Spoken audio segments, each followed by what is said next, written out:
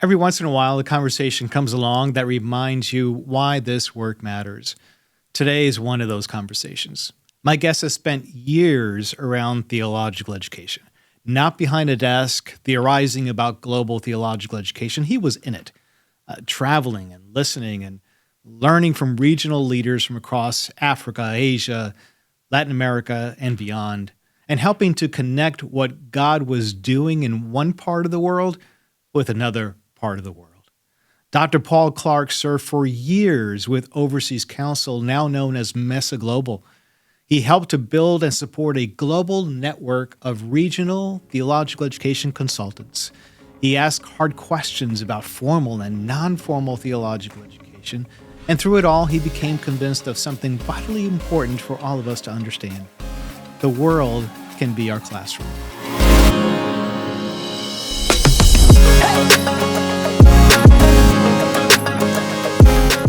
Welcome to Reimagining Theological Education Together. My name is Michael Ortiz, your host. And today we're going to take a little bit of a global journey around the world concerning theological education with my guest. And my guest today is Paul Clark. Paul, welcome to the podcast. So glad you could be with us here today.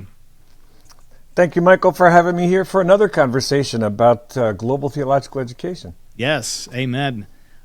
So let's just kind of jump into it a little bit because I've known you for a few years, and I've got a general sense of what you have done over the years in global theological education, especially the work with Overseas Council. But many of our listeners may not know, maybe they might not even know of Overseas Council. They may not know about your work with the regional consultants that you worked with over many years. So can you just maybe, for our listeners, for our sake, just give us a little bit of a sense of what kind of work were you involved with when you were with Overseas Council?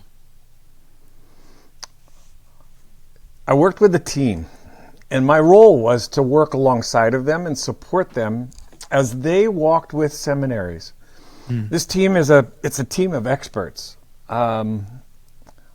We've got well over 100 years of experience. I'd say probably close to 200 years of experience in theological education across our team. So working with these experts, I found out that it's a team of humble and smart experts. They're locally grown, locally recognized. They work regionally, but they bring a global perspective. And as I walked with them, it was just fun to be able to see what God wanted to do as we brought our strengths together. So for these past 12 years, it's been years of convergence in my life, bringing together everything God did over the course of the years so that I could serve Him and His people alongside this super team of consultants at Overseas Council and Mesa Global. All the glory goes to God. Amen. Absolutely. It always goes to God. And so when you say these were people that were experts, they were experts at what? They were experts in some area of theological education. Some of them had been heads of institutions, having been a professor, then a dean, and then the president of a theological education institution. Some of them were educators themselves, but with an advanced degree in education. All of them were experts in some area of theological education. Some of them were Old Testament experts. Some of them were New Testament experts. Some of them were education experts. But, and some of them, while they were well recognized in their field, what they were expert at was relationships among other theological educators. And so you had a wide variety of regional consultants in terms of their own backgrounds, and your role was to kind of bring them all together and oversee their work, and unpack that a little bit for us too, because I'm still not sure how this team worked together, even though they were experts in their own fields, but they were coming together for a real kind of a specific purpose under your leadership with Overseas Council. Is that fair to say? I always saw my role as alongside the team. Got it. I was not the leader of the team. I hadn't even put the team together. I was one of this team, and we worked together in support of the 130 plus seminaries that we worked with. Each of them worked with a dozen or so theological seminaries, along with some training ministries in their regions. They were, so John Jusu is from Africa. He's African, raised in Africa, educated in Africa, completed his PhD in the States, went back to Africa as an educator. Right. So he works in Africa as an African with all the background that he has, contributing to theological education in Africa. The same thing is true in the rest of the regions around that they were in the region representing that, but also taking a global perspective into their regional work. And oftentimes, one of the pieces that I helped to bring was my contact with the whole team. I would help each individual to have that, keep that, and have that global perspective. That's great. That's great. So you were helping them. So like John Juice in Africa, for instance, helping him be informed about what's happening maybe in Asia or in Latin America or other parts of the world, and you were helping them to be informed of each other's regions and things like that, just to help them be better able to handle the work in their particular parts of the world. As you interacted with them and tried to lead them or come alongside of them, as you said a moment ago, were there some common areas of need or challenges that you found kept coming up no matter the region or the section of the world that you were involved with? So there's a real dynamism around the world when it comes to education. But there's also a complexity because you've got various things that are taking place within a region. And I would say the things that would be common globally would be things like change, contextual change. And how do we help theological seminaries respond to contextual change? Whether that be political, whether that be social, whether that be religious, but the continual change and accelerated change. A second one would be the effects of globalization. Oftentimes we think of globalization as a term from the last century. The effects of globalization, especially through technology, the effects of globalization just exacerbate the rate of change and the necessity to be able to respond to change. So we find that those would be two. Another big one for seminaries is the question of sustainability. And sustainability isn't just a financial question. Right. It relates to having a staff that's sustainable, having the institution being able to continue its mission. And there are some others that I think of the whole area when we think of the change in context that they're responding to. There comes the question of teaching and learning that fits. How do we keep pace with change so that the teaching and learning continues to fit the reality of the church, the needs of the church on the ground? Yeah. How is it then, if you maybe have an example or maybe a story that you can think of, how is it that would be put into practice? And you just mentioned the church, the rate of change and things in context and so on. How would you help come alongside your regional consultants and help them to address those kind of rapid changes in context? Because you're right, the rate of change is accelerating. What used to take 10 years might now take a year or less. But the point is that things are happening quickly. So how is it that you would help your regional consultants address certain changes within context? I think of conversations that I had with Jason and Jesse in South Asia. And as they saw the impact of technology, the impact of some of the political change, they were asking questions. How How can we respond to the needs of the churches where the church is growing is distant from where we have theological seminaries? So how can we address that? And in conversations over time, they continued conversations locally to discover that there was a seminary leader who had visited villages, and this was in Nepal, visited villages and came back and said, we have to do something. There are pastors who need training. And this led to forming a program where 4 seminaries came together to help formulate course materials that would be used in local churches, out in villages, distant from any seminaries, distant from, and sometimes the facilitators would travel hours by car, by train, to get there. Over the course of the last 3 years, that program has reached over a dozen centers, and there have been nearly 100 graduates every year, and it's phenomenal to see the effect on the church. Well, that came about because of conversations that led to discovering the need on the ground. A seminary leader who said, how can we respond? Gathered his colleagues together, and they formulated a means to do that.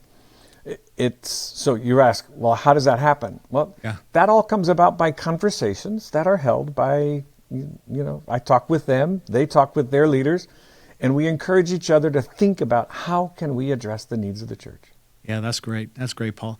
And you're kind of moving into the area of thinking about what is the role of the more formal sector of theological education. You mentioned most of your regional consultants were working with seminaries and Bible colleges in different regions of the world. Mm-hmm. But I do know enough that you also have been involved with some of the non-formal, the pastoral training part that you just mentioned, Nepal, for instance, right? But tell me, let's unpack that a little bit more, because as you know, through my work with ISET and otherwise, this is an area that we're looking at very carefully. We're watching it very carefully about what is the role of the different sectors of training to be involved in more grassroots, church-based pastoral leadership development and training across the sectors. But you guys have been doing this already. And so help us to understand a little bit more about what that looks like, because I know it's not just in Nepal, but other parts of the world you've been doing this. What does it look like for the formal sector of theological education to be involved with pastoral training with the church directly? So you mentioned these modalities, the ways of doing theological training. Formal, non-formal. Well, we could add to that online and informal, and all sorts of other adjectives to describe theological education. And it's interesting that God put me in the midst of this. Because my first graduate studies were in an integrative program. I learned through the process of an integrative studies program, which was, for me, I didn't realize how that would affect my view 30 years down the road when I joined OC. While I was a missionary in Brazil, I used TEE materials in the local church as a non-formal church-based training program. And many of those who completed the TE courses, some of them went on to seminary, but many of them used that as the foundation for their work within the local church. And I began to see the strengths of various ways of forming people. And I prefer to refer to them as ways of formation because they all work together. Yeah. In cultural anthropology, there was the phrase, it takes a village to raise a child. Well, I believe it takes a village to raise up a church leader. And in order to do that, all of these different formational forces need to be brought together. So the informal works largely on the inner life through the day-to-day living and encounters of learning on the way. Non-formal takes what's needed right now and puts it into a learning package for someone to learn and put into practice. The formal helps to shape the mind along with the character and the disciplines of deeper study. And so they all work together. Or they should. And there's where we've run into a problem, is that and I think sometimes around the world, because of unfortunately, and I'm part of that, because I'm I serve as a Western missionary, I'm part of the problem of bringing a Western perspective into the majority world. But for decades, in some places over a century, the primary model for pastoral formation, the primary model for theological education, was a formal educational institution. But actually, when we study history of the church, that's always been the top of the pyramid. That's always been the top. Yeah. There's always been church-based training. There's always been discipleship in the local church. There's always been the raising up of elders, the raising up of leaders who could plant churches, who weren't necessarily trained in a seminary. Yeah. Yeah. But because of the title recognition of a formal institution, all of a sudden that becomes the mode of recognized theological education. And I think we're trying to unwind the clock a little bit in bringing back an emphasis and hopefully not going backwards in time, but unwind some of the quote unquote progress. We know that Ralph Winter started theological education, by extension TEE, in Latin America. It was in Guatemala back in the 60s. And he did that primarily because what he saw was that church pastors, church leaders could not come to the seminaries, so he thought, why not take the seminaries to them, basically, right? And started to really develop a global movement in that regard. I was recently speaking with Ann Zaki, and you know who Ann Zaki is, and I did a podcast with her, and she said something about the best, and I'm going to try to quote her here as much as I can, but she said the best seminaries are not the accredited seminaries always, but the ones that are closely connected to the church. And she really emphasized that. And I wanted to ask you, Paul, with your regional consultants and your work over the years with Overseas Council and so on, what did you see in some of the schools around the world that had some of the best practices? Let's call it that. What were some best practices by some of these more formal institutions, seminaries, Bible colleges, to be closely connected to their local churches and serving their local churches well? What were some of the things that you saw that were good practices in that regard?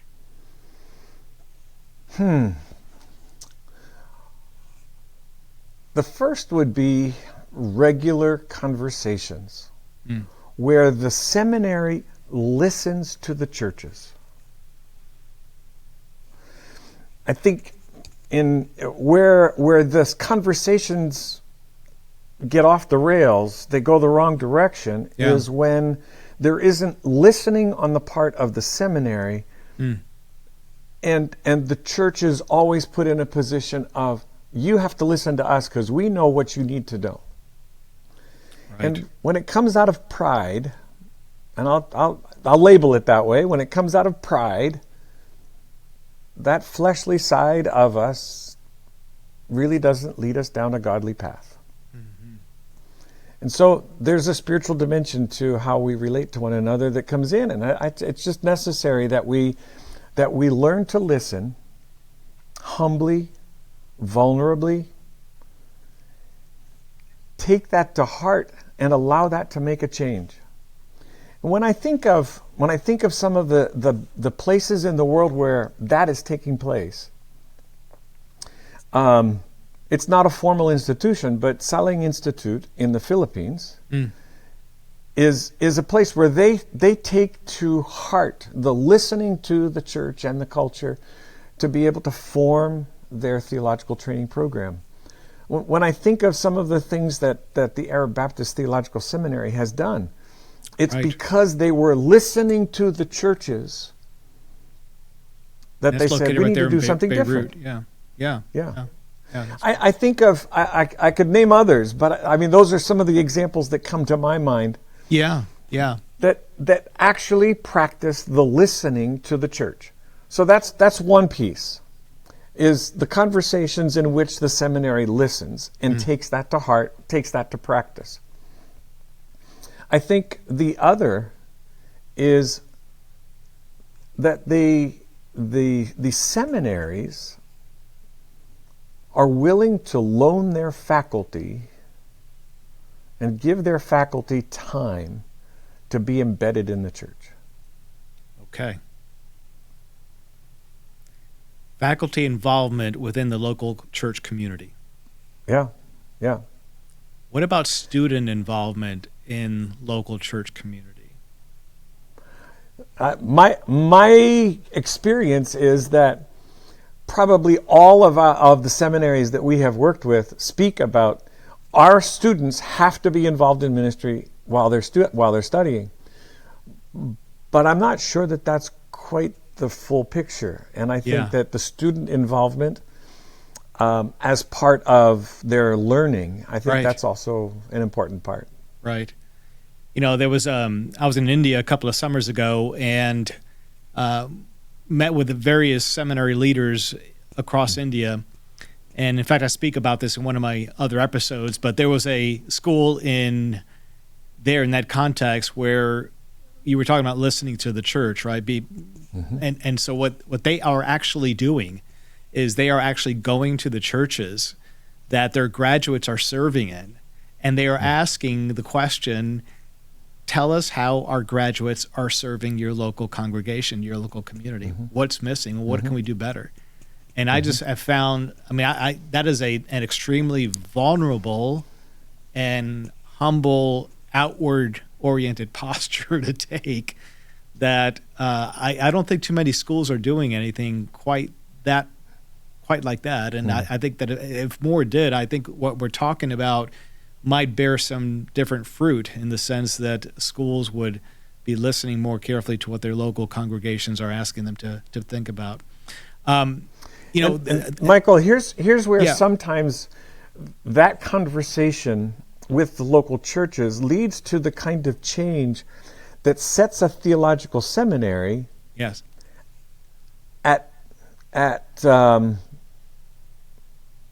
in conflict with the pressures that they feel from their local accrediting bodies, from their international accrediting bodies, that they want to be able to do things in terms of their curriculum to be able to respond, but they don't have the leeway because of a government agency or an accreditation body that slows down the process of being able to make those changes. And that's where sometimes there's a point of conflict that a leader feels as they listen to the church, want to make changes, but find it difficult to do that because of another side of their connection as an institution.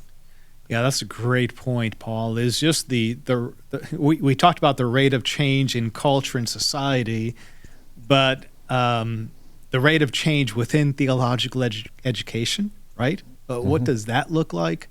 And unfortunately, I've seen too many, and I'm sure you have, too many programs that are sort of almost boxed in a little bit and hard to make adjustments and changes as quickly enough. And I've said it before that seminaries and Bible colleges sometimes are too much reactive than proactive. How can they get ahead of the issues rather than trying to react to the issues that are in context? And so that's something that we do keep an eye on as well over time. I think you mentioned faculty being involved with the local churches.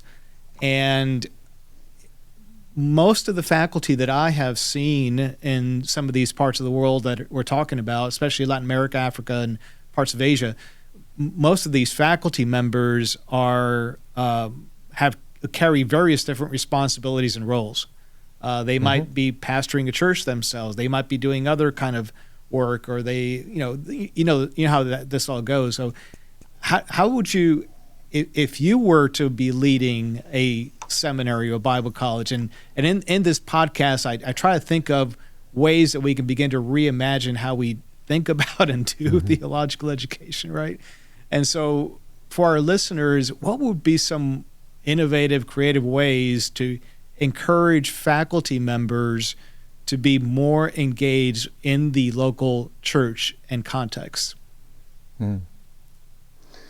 So within a faculty, you would have some who need to spend a good amount of time in their scholarly pursuit, digging deeper, Sure. helping to think more deeply.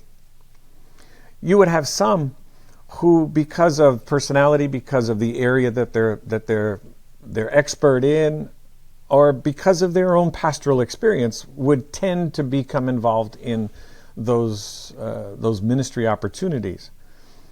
But I use the term embedded. They don't have to be there as the leader, but they are participative in the life of the church, where they are able to be a normal brother and not have to be a leader. And oftentimes it's in dinner around a table that you discover things, that you hear things, Sure. that you are able to listen.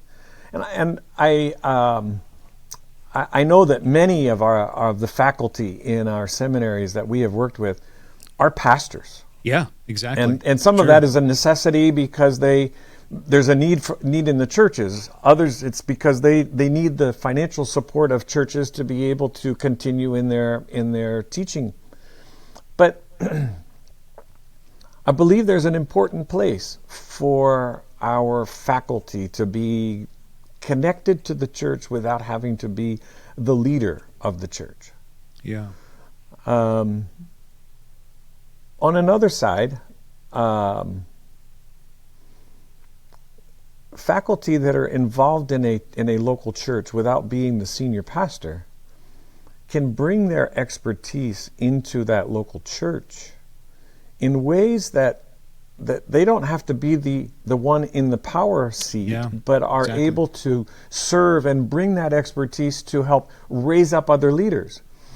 If they're doing that in the seminary, equipping future pastors, well, if their involvement in the local church can also be that of equipping the congregation for its ministry. That's good.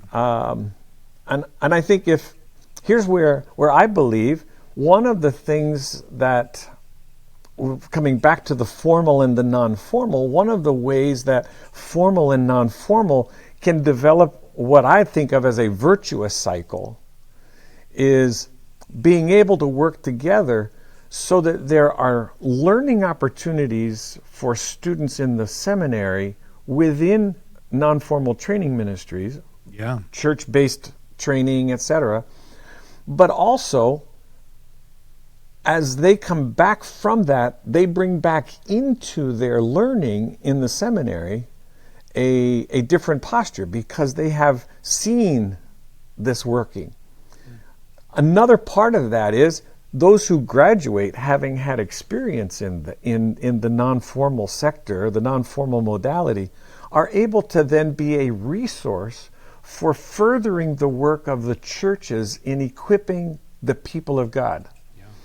And so they don't go with a mindset of being necessarily having to be the head, but are there as the training voice within the local church to train up God's people for God's people to do the ministry that God has given them as a church to do, and great. Thus complete the mission of God. Amen. Amen. That's great, Paul. Let's talk a little bit about the area of collaboration or getting people ministries connected. And I know quite a bit about Overseas Council and your history there, and now Mesa Global, and so on and so forth. Tell me, what does good collaboration look like? And I've said it before that I believe that that collaboration is kind of a global buzzword. I mean, people love to talk about it. It comes up in so many ways, so many different places, and I'm kind of almost leery to use the word sometimes because it's been so overplayed in so many different settings and ways. But I think we're all about the same thing, aren't we, Paul? We all are wanting to see theological education be centered around its one common aim. That's to strengthen the church for its gospel mission, right? That's what it's really all about. And how can we bring, whether it's different sectors or streams of theological education, whether it's whatever the case may be, how have you seen this idea of coming together around that mission and doing work better, faster for the sake of the church? Collaboration, right? How have you seen that done well, and why? Let me just pick up on one of the words you used, faster. Sure. Oftentimes, collaboration is not the faster route. Okay. It may be the longer route, but it's not the faster route. It may be the more effective route in the long term, but it's not the faster route. And the reason is because collaboration, and I come back to the word conversation, collaboration grows out of conversation. Right. One of the areas where our Mesa Global team has seen something really positive take place is in West Africa. But that collaboration, by the recognition of our own team, it was years of conversation before we could get to the place where we knew that we all agreed on a common mission. That this is aimed at shaping the church for its mission, gospel mission, within the context. It took years to get to that place. It took years to get to the place where there was a sense of, I can contribute without being the one who is gobbled up, taken over. Wow. It took years to develop the sense of trust, to be able to be open and vulnerable to say, we have this to offer, but we also have this need. And it's in that conversation of, what do we have that is precious to us? And where do I have a need that maybe if we work together, we can share the resources in such a way that we both benefit, or we all benefit as we work together. So trust is one of those key factors, and that doesn't come. It comes over time with continual conversation in which there is a developing sense of, I know you. Yeah. Yeah. You are who you say you are, and you're not going to take over. And that, you use the phrase being gobbled up, or being taken over. And I've seen that you are spot on there, because that is a fear that we have when we enter these relationships, and knowing you go into these relationships wondering, okay, is there an opportunity here for us to be more connected so that we can advance the gospel through theological education in some way. But as you enter that, it's often the case that you wonder, well, what am I going to lose? What am I going to have to give up, perhaps? Am I going to be taken over, right? And that's where the trust comes in, the relationship building that just takes time, right? Yeah. The second lesson that I've just learned recently over the last couple of years, trying to step into more collaborative kind of ventures with our team, is that you will not trust somebody that you don't value. That's good. And so often, that's the first piece of getting to know the other the other parties involved in this conversation is not only to see what they have and how I value them, but to be able to see the mutual valuing that comes back to me. And only as valuing becomes mutual is collaboration possible. Yeah, that's great. The sense of mutuality that develops over time, right? Yeah, that is so good, Paul. Thank you. And it's so hard in the world we live in today to develop that sense of mutuality. It is, isn't it? And it seems as though there just is so much, Paul.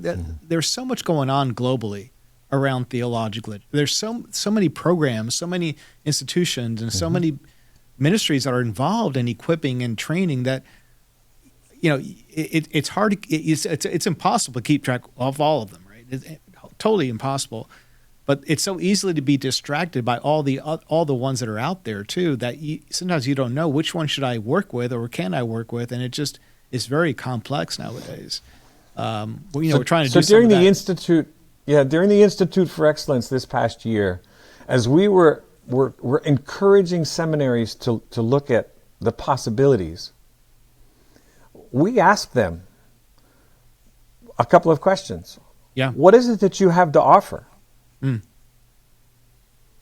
That you're willing to share?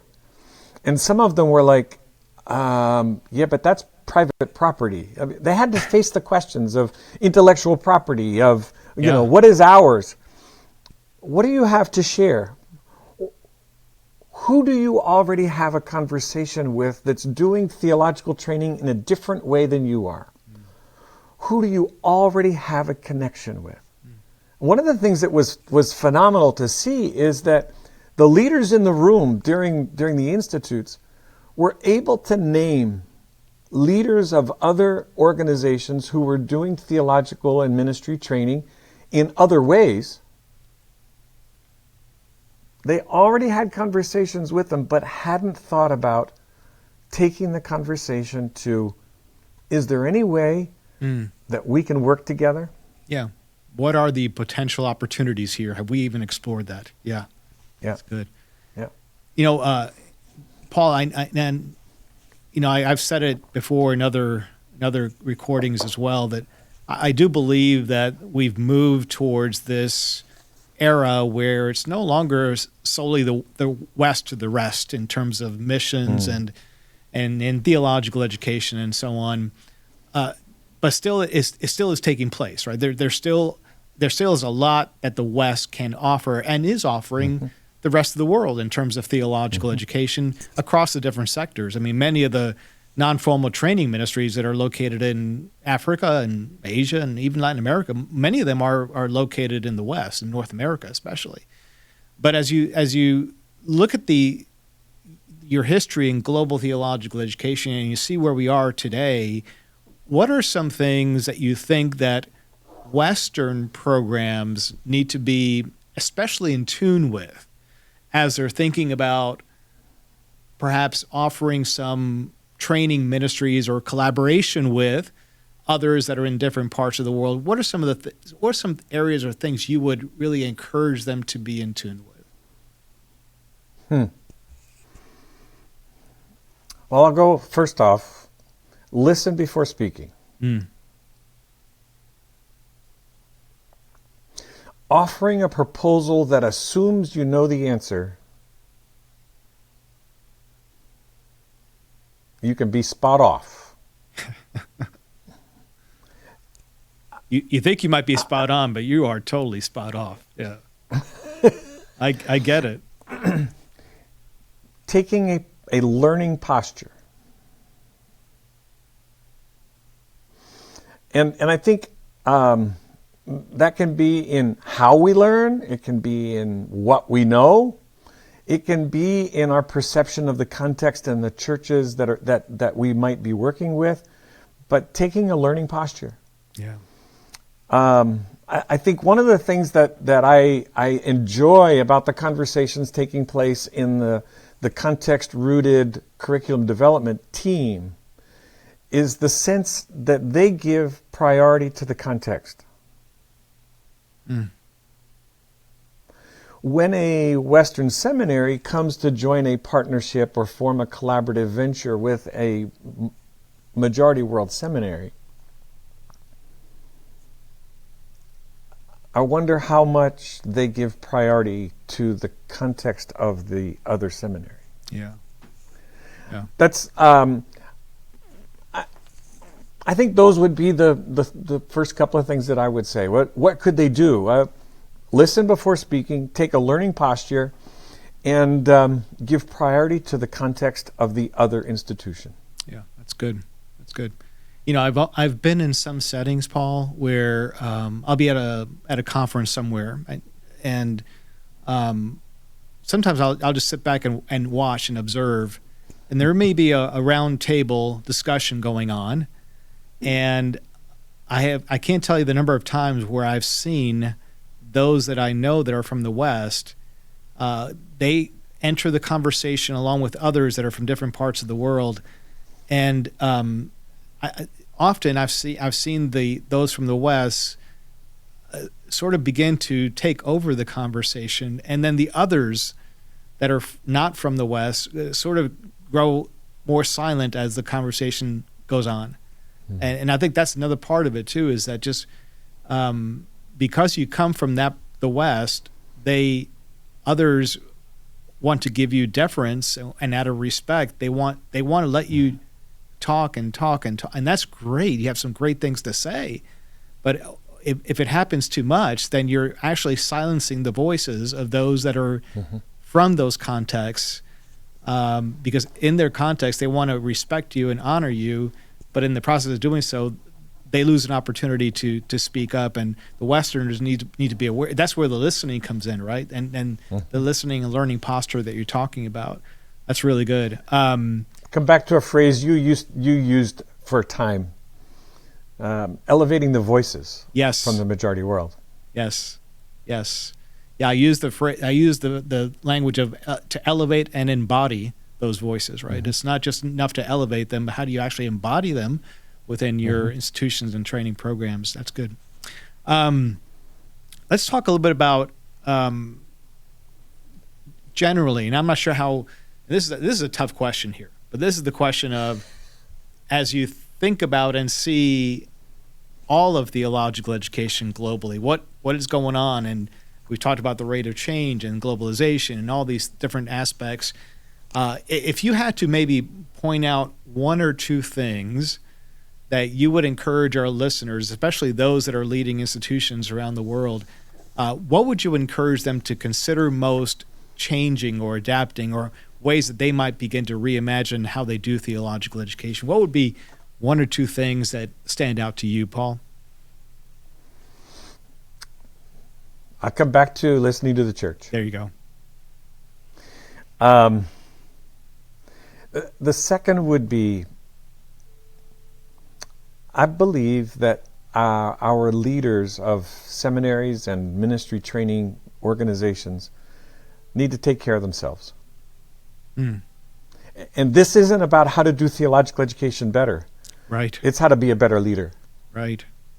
Very many of our seminary leaders live with no margin, live with no ability to adapt because they're just crammed full. And I think part of caring for yourself is connecting with a community of men and women who do the same thing you do, but are not in your institution. I think that's a key to that. That's great. You know, talking about leaders and leaders remaining as good, strong leaders, what can they do? But some that might be watching this as well are either pouring into younger leaders, or they themselves may be younger leaders. And even as I look at the global landscape of theological education, I'm asking questions about who's next, who's coming up behind us to be the next set of leaders in various different roles that many people play. As what kind of counsel or advice would you want to share with younger leaders as they are beginning, or they're just really already well into their journey in theological education, whether it be formal or non-formal, it doesn't matter. Just what would be some things you might ask them to really consider as they take this journey?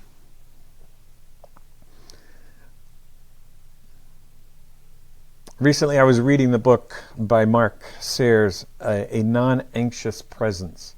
And in order to be present without bringing anxiety into a situation that's full of anxiety, you have to deal with your inner life as a leader. And I think that's one of the things that young leaders, they need help. They need to take seriously that work of dealing with their own inner life. And part of that inner formation is then to walk with a mentor or two who can speak into your life. I think those are probably two things. And the third one, I come back to the church. Yeah. Allow your own church to speak into your life. Be part of that community in such a way that the local church where you are embedded is able to speak into your life. That's great. That's great, Paul. You know, I have, at times I might be mentoring younger people here and there, and as I do so, I do ask them, how is your own spiritual walk? How is your inner life that you're referencing? How is that going? And I share with them, feel free to ask me how mine is going, and you could actually ask me that question by asking me how my journaling is going. If I am not spending time not just in the Word or in prayer, but also just recording my thoughts, that's what works for me, right? In terms of that's how I develop my walk with the Lord and spiritually, and so even just sharing concrete examples like that with younger people and say, how is it that you know that you are walking well with the Lord, and how is that you know that your inner life is healthy and doing well? And and you and I have spoken about some of these things in other private conversations that we don't need to share all that right now on this podcast, but it's an important aspect of our lives.